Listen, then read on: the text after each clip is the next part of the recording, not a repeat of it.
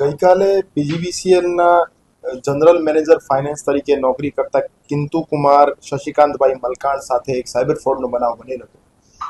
બનાવની હકીકત એવી હતી કે જે જનરલ મેનેજર ફાઇનાન્સ કિંતુ કુમાર મલકાણ છે એમને ગઈકાલે બપોરે એમના પીજીવીસીએલના એમડી સાહેબ કેતન જોશી સાહેબના પ્રોફાઇલ પિક્ચર રાખેલો અને એમના નામ લખેલું એક વોટ્સઅપ નંબરથી મેસેજ આવેલો કે હલો મલકાણ, હું મીટિંગમાં છું અને તાત્કાલિક મને આ અકાઉન્ટ નંબર ઉપર પીજીવીસીએલના ખાતામાંથી 45 લાખ રૂપિયા જેવાનું પેમેન્ટ કરી નાખો.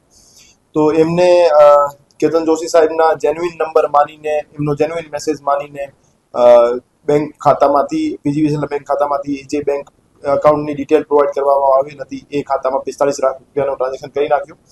આ ટ્રાન્ઝેક્શન થયા પછી 30 લાખ રૂપિયાનો ટ્રાન્ઝેક્શન કરવા માટે ફરીથી મેસેજ આવેલો.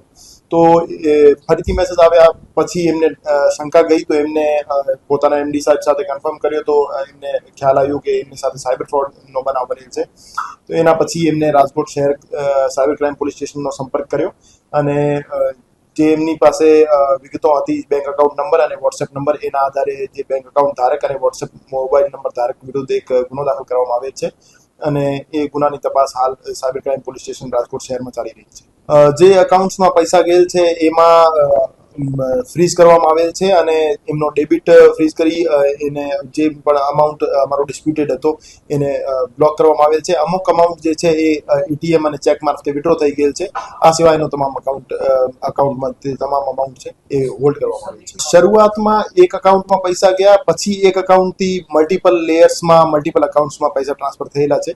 તો એ બાબતે અમે તપાસમાં એમના ઉપર કાર્યવાહી કરીશું. જે અકાઉન્ટ છે એ સિલીગુડી વેસ્ટ બેંગોલનો અકાઉન્ટ છે અને ત્યાંથી જ વિડ્રો થયેલ છે અને હજુ સુધી એ એકાઉન્ટમાંથી કોઈ ફ્રોડ થયાનો સામે નથી આવ્યો. પણ આજે સવારે એક બીજા ડિપાર્ટમેન્ટમાં રાજકોટ શહેરના જ એક બીજા અધિકારીને એ રીતનો મેસેજ આવ્યો હતો, પણ એમને સમયસર ખબર પડી ગઈ કે એ ફ્રોડ છે. તો એને સાયબર ક્રાઇમનો સંપર્ક કર્યો તો એમને જાણ કરવામાં આવી હતી કે એ રીતે ટ્રાન્ઝેક્શન નહીં કરવા.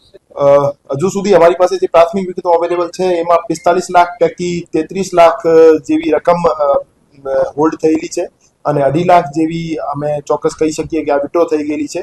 બાકી તપાસ દરમિયાન સામે આવશે. ફરિયાદીશ્રીનો એમાં કોઈ નેગેટિવ રોલ નહીં જણાઈ આવતું.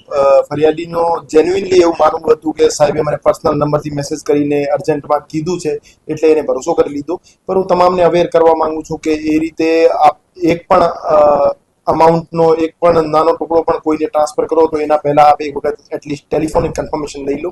કોઈના મેસેજ આધારે અથવા કોઈ સોશિયલ મીડિયા સાઇટ અથવા વોટ્સએપના મેસેજ આધારે કોઈના અકાઉન્ટમાં આપ કોઈ પણ પ્રકારનો અમાઉન્ટ ટ્રાન્સફર ના. એવું પ્રથમ વખત હતું કે એમડી સાહેબના નામથી મેસેજ આવ્યું હતું, નવા નંબરથી મેસેજ આવ્યું હતું, તો એમને ટ્રાન્સફર કર્યું. બાકી જનરલ મેનેજર ફાઇનાન્સ હોવાના કારણે એમડી સાહેબ સાથે આ રીતની એમની ચર્ચા થતી હતી, પણ એમના રેગ્યુલર નંબર સાથે થતી હતી. એ નવા નંબરથી પહેલી વખત ટ્રાન્સફર. અમે રાજકોટ શહેરના જે તમામ કચેરીઓ છે એમના જે અકાઉન્ટ બ્રાન્ચમાં કામ કરતા માણસોને અવેર પણ કર્યા છે કે એ રીતે આપના બોસના નામે આપને કોઈ પણ પ્રકારનો મેસેજ આવે કે પર્ટિક્યુલર અમાઉન્ટ આપ એક ખાતામાં ટ્રાન્સફર કરો તો આપ સીધા વાત માન્યા કરતા આપ એક વખત ટેલિફોનિક કન્ફર્મેશન લઈ લો, રૂબરૂ જઈને ચર્ચા કરી લો, પછી જ આપ કોઈ અમાઉન્ટ ટ્રાન્સફર કરો. એના કરતા આપ ફક્ત અને ફક્ત મેસેજના આધારે કોઈ પણ પ્રકારનો અમાઉન્ટ ટ્રાન્સફર ના કરો.